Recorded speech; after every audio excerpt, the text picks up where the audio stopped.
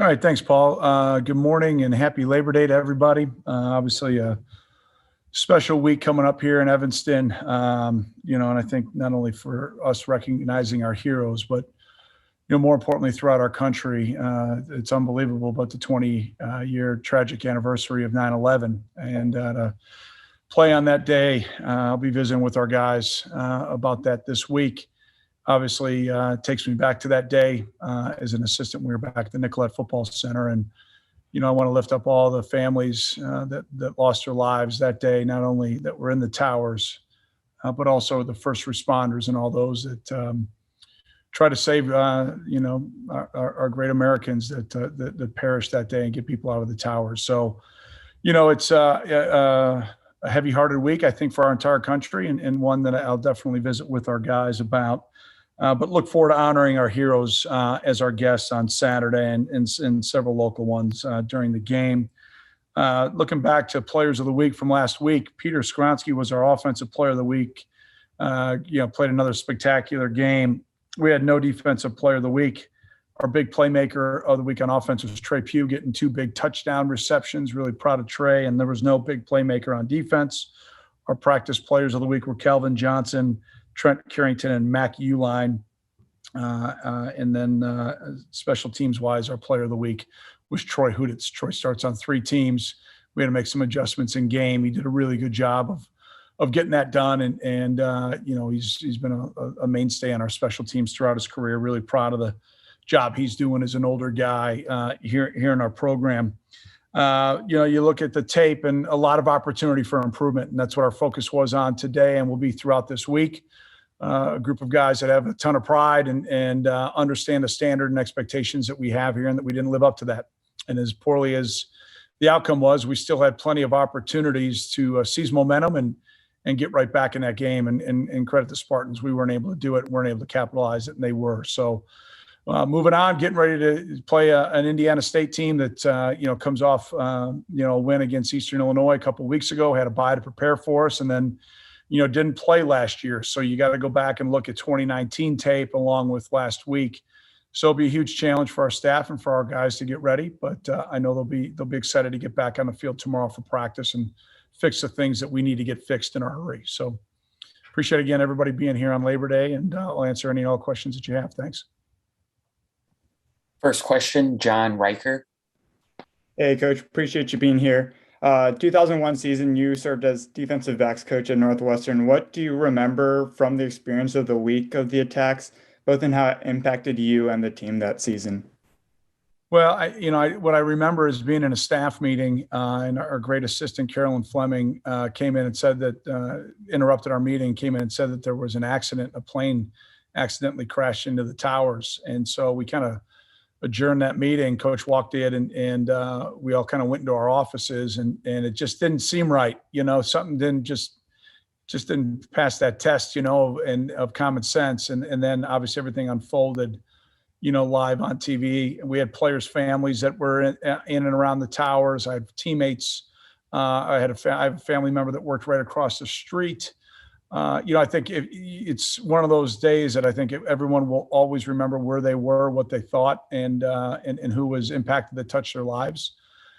And think about how spoiled and privileged I am. I'm a football coach, just coaching ball and thinking about my family. And this week, make sure to remember those that we lost, and those that, when tragedy hit, they didn't run from it, they ran to it. And that type of resolve and respond is what our country's been built on. Thank you. Next question, Drew Schott. Hey, Coach. Hope all is well. Shifting back to Friday, Bryce Kurtz and Hunter Johnson. Bryce led the team in receptions and receiving yards. I was just wondering kind of what you've seen from both of those players and throughout the offseason, and kind of seeing their performance manifest on Friday. Kind of what was that like for you, and what you envision from those two as we kind of head forth into the season? Well, yeah, Drew, good morning.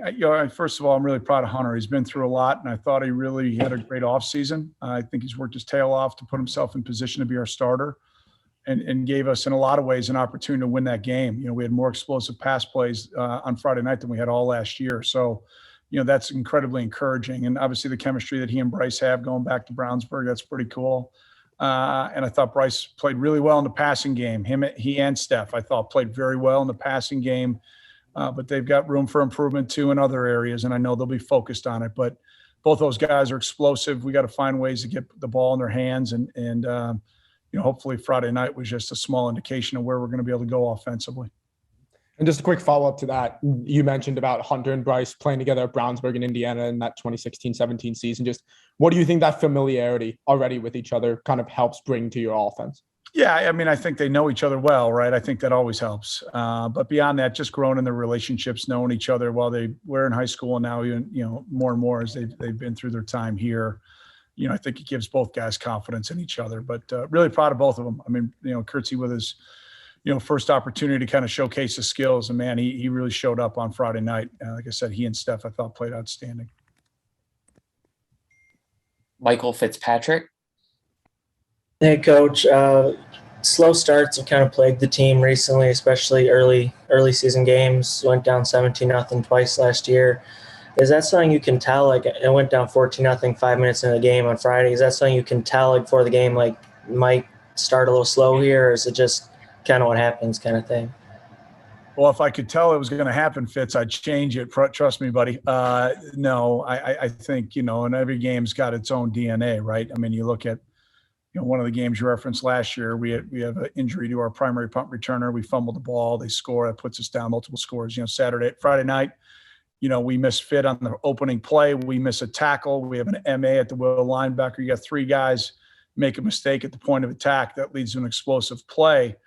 And credit, Sparty. I mean, they were able to take advantage of it for a touchdown. Then we got a chance to get off the field, on third down, and we don't. And we've got two guys there to make a play. And again, credit them. And we just didn't seem to be able to capitalize and gain any momentum. You get in the red zone and you're only putting points up on the board 50% of the time, and then you flip it over.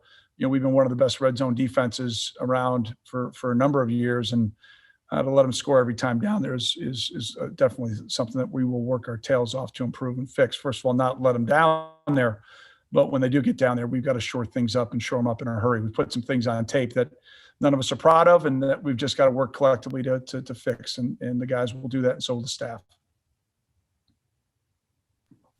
Will Carmen. Hey, Coach, you just sort of mentioned it in terms of the red zone struggles, both offensively and defensively. Is there anything in specific after looking at the tape that you noticed that sort of stuck out as a reason for struggles either offensively or defensively?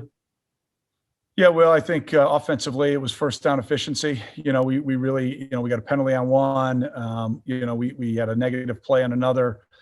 Red zone, you got to get off to the right start, and we didn't do that on those two sides. And then we just had some communication issues and incorrect fits defensively on a couple of plays. Sparty ran a nice little concept, but we still should have won on the play if we played through our rules. Maybe something we didn't scout. It hadn't been something that they had run, but still our rules should have handled it. So, those are all things we can correct and fix. We got 11 more opportunities, and none more important than this weekend. So you put that in the rearview mirror, you flush it, you move forward, and you learn from it, and you grow. And our guys came in with a great attitude. They got a ton of pride. They understand the championship standard that we have here, and we didn't coach to it or play to it on Friday night, and that's what we'll be working on this week.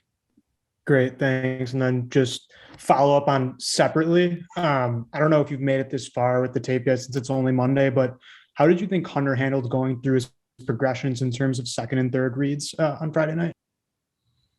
Well, I can't read the second and third, so I think he did pretty well. I'll put it to you that way. All right, sound good? I think he was great. I mean, he's less than 10 starts in his career, and he hadn't started in over a year. I thought that was a pretty darn good job in the opener. He's going to have a different challenge this week. You're talking about a completely different schematics that we're going to see. We go from a base 4-3 and a sub package with Sparty to, a 3-2-6, that we're going to see down in and down out until they get into their sub package with the Sycamores. So we got a big, early week. We got a lot of work to do, with what they're doing now new schematically. Lawrence Price. Hey, Coach, you highlighted it early on about Trey Pugh's performance in the Friday game, but could you talk about your relationship with him and how happy you are to see him, on the field with the 2 touchdown receptions, especially after him dealing with injuries for the past 2 years? Yeah, Lawrence, good morning. Multiple guys, right? Trey's one of them that have been through a lot, and to see him be able to go out and have some success, I think probably the only people that are more happy for him than I am are himself personally and his family. He's just been through so much. So, I mentioned that in our squad meeting here today. It's that type of perseverance and response that has kind of pretty much been in my time, kind of one of the fixtures of our program, and I'm really proud of Trey. Same thing, with Evan. I mean, Evan was banged up most of training camp, and the way he went out and performed Friday night was awesome. I'm really proud of Evan and the job that he did. I already mentioned Hunter. So we got a lot to build on. We've just got to capitalize in the red zone. We had, again, we got a great drive to start the second half. We got an opportunity to go out and seize momentum. We don't finish a drive. We get a touchdown to cut it to a 2-score lead with 11 minutes in the fourth quarter, and we have a bunch of SIWs on defense and put ourselves again into a hole. So we got to learn. We got to learn in a hurry. We got to grow up in some areas. We got to coach better and just stick together and get better, and we will. Daniel Olinger. Hey, coach. Obviously, all three running backs kind of saw time varied throughout the game. All got a look. Evan Hull kind of had a little bit more production than the others. Did he do enough to maybe separate himself as an RB1 going forward, or should we expect a running back by committee approach for the time being, given it's so early in the season?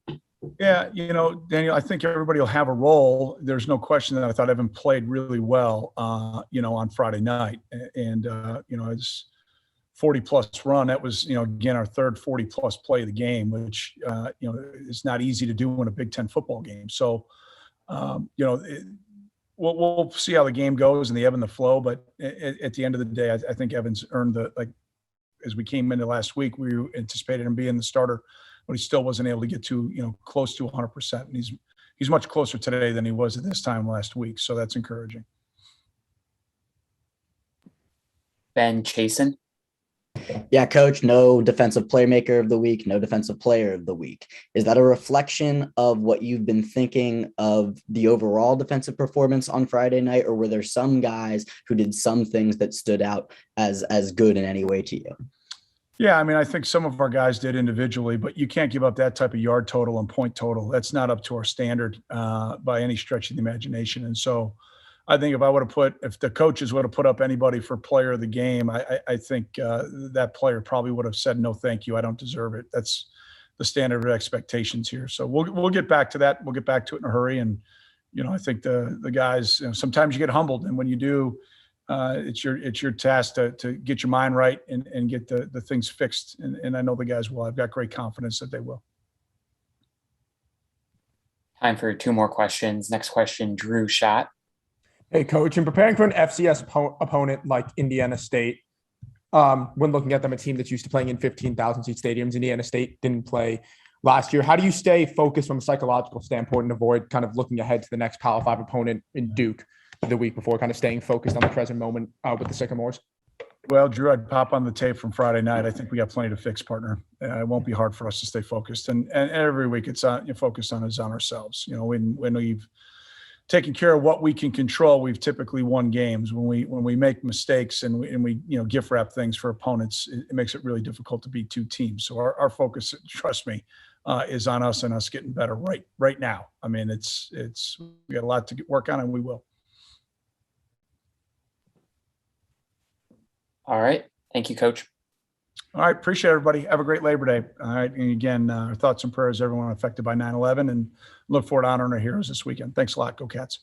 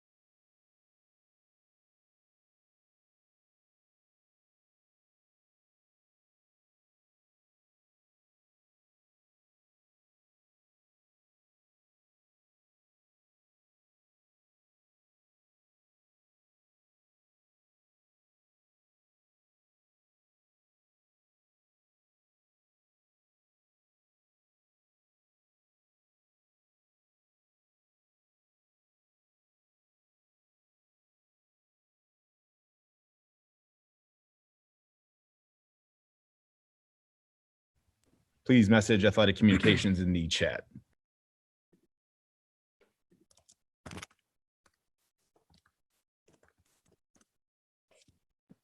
First question for Daniel Olinger.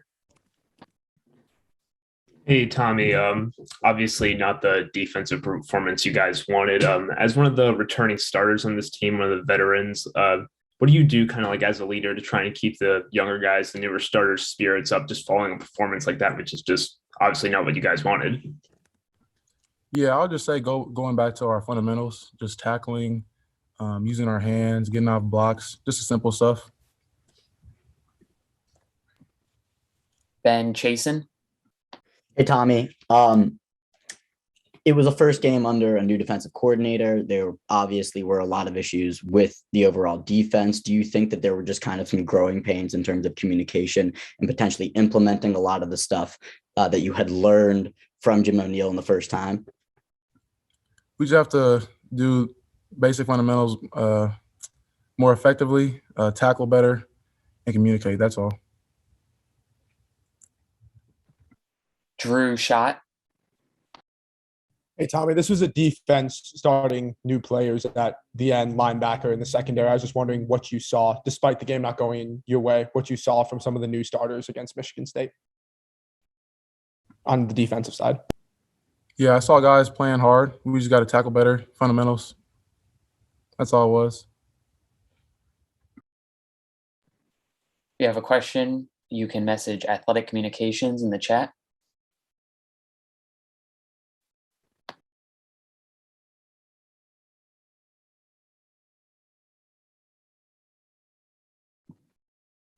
All right, no more questions. Thanks, Adetomiwa. Thank you.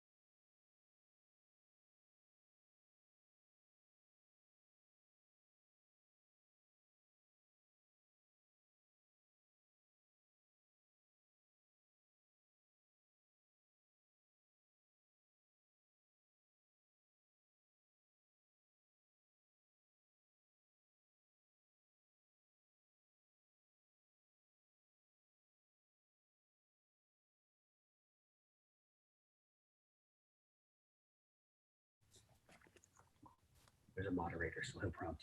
Okay. All right. First question for Drew Schott. Hey, Bryce, hope all is well. Can you speak a little bit about Friday's game, kind of you leading the team in receptions and receiving yards, your rapport with Hunter? Can you kind of speak about that, your performance, his performance, and kind of what you're looking forward to with the rest of the season with your quarterback? Yeah, kind of starting with Hunter's performance, I feel like he did a really nice job, controlling the offense. He kept us cool out there whenever things weren't necessarily going our way. And as far as my performance with Hunter, I kind of expected it just because in practice, we've clicked. We played together in high school, so that was also another big factor in us. But overall, I felt like we played good. Obviously, there's things we need to clean up, and I think that once we clean those things up, we can have an even more explosive offense. Just a quick follow-up. Going back to playing in high school, that 2016-17 season, where you both won varsity on Brownsburg together, are there any stories or memories that stand out, kind of whether it's you and Hunter on the field or off the field, that kind of stand out about when you knew him in high school? Yeah. So my freshman year, which was in 2016, I did not play varsity. But my sophomore year, I did play varsity, and Hunter was my quarterback. That was kind of like my first year playing varsity, so it was kind of new for me. Hunter kind of he helped me adjust to that. He made me feel way more comfortable out there, just kind of like telling me like, you got it, giving me confidence out there, definitely.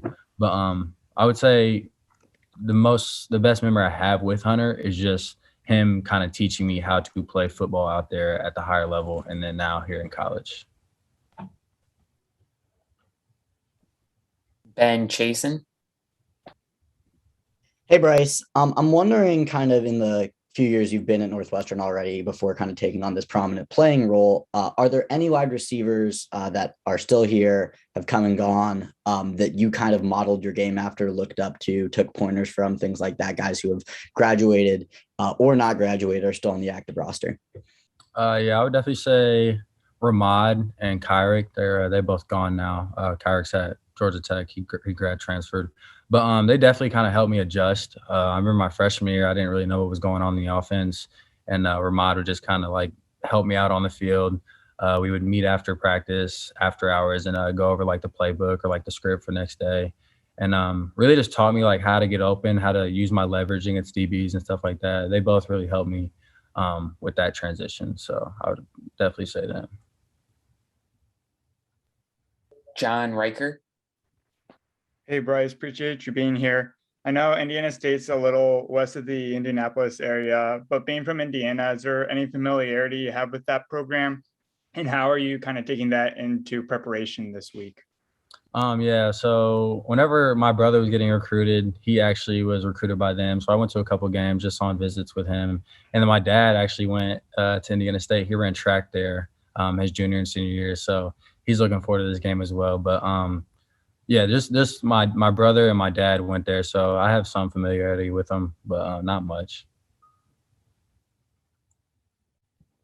Daniel Olinger. Hey, Bryce. After last year, kind of like most of the receivers who saw most of the production on the field either graduate or left, they're just like, it's a very new receiving core here for you guys at Northwestern. What did you do in the summer to kind of like really help yourself improve and step into that role as now clearly one of the most prominent receivers on the team? I really just watched film, and I talked to the guys that graduated and just asked them like, what do I need to do to prepare to be that guy? And they gave me some great help there. I know Riley would always come back and help me out, and then I just would talk to Ramad and Kyrick on the phone. But I felt like with me, I needed to get in the playbook and also get in the weight room. I needed to get bigger and also be mentally focused out there more than anything, because it's a lot whenever you play a lot of snaps. So you need to know exactly what's going on. Lawrence Price. Hey, Bryce. How did it feel seeing your teammate Trey Pugh, ball out with 2 touchdowns, especially you lining up like next to him and the other tight ends, and seeing the injuries that he dealt with in the past? Yeah, I was really happy for him just because he has dealt with a lot with injuries, and I've seen his frustration when he has been injured. And definitely seeing him score those 2 touchdowns, that definitely made me happy, and I'm sure that made him even happier, and I'm happy for him. So, yeah. Go ahead, Drew. Hey, Bryce, Coach Fitz just talked about kind of the rapport between you and Stefan early in the game. I was just wondering kind of what have you seen from him this offseason? What has he been like in the wide receiver room with the veteran experience he brings from Kansas, and kind of how have you two helped each other to move forward the wide receiver room this season? Yeah, Steph, he definitely brings experience. You know, not a lot of guys in the room have experience, but Steph comes from Kansas. He's a fifth year, so he's played a lot of football. I feel like he helps us win against receivers, like I said earlier, with leverage, just attacking the ball.